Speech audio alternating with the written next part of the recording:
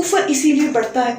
जब हम अपने ही तालीमात से दूर हो जाते हैं और फिर वही तर्ज़ो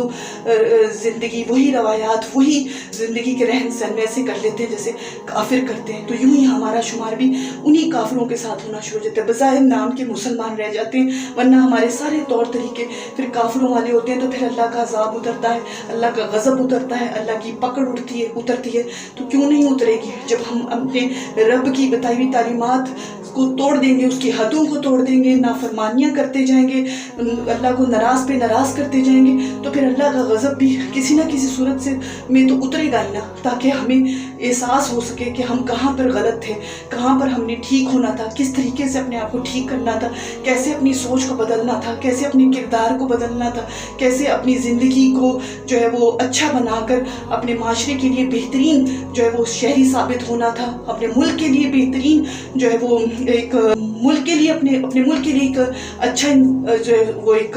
शहरी साबित होना था। किस तरीके से हम अपने मुल्क के लिए अच्छा बन सकते थे, हमारे दीन के लिए अच्छा साबित होकर पूरी दुनिया में किस तरह से इस्लाम को फैला सकते थे, दीन की तालीमात को फैलाकर कुफर को ख़त्म कर सकते थे, जुल्म को ख़त्म कर सकते थे। लेकिन ये सब कुछ हमने नहीं किया, तो ही आज हम इस तरह से इतने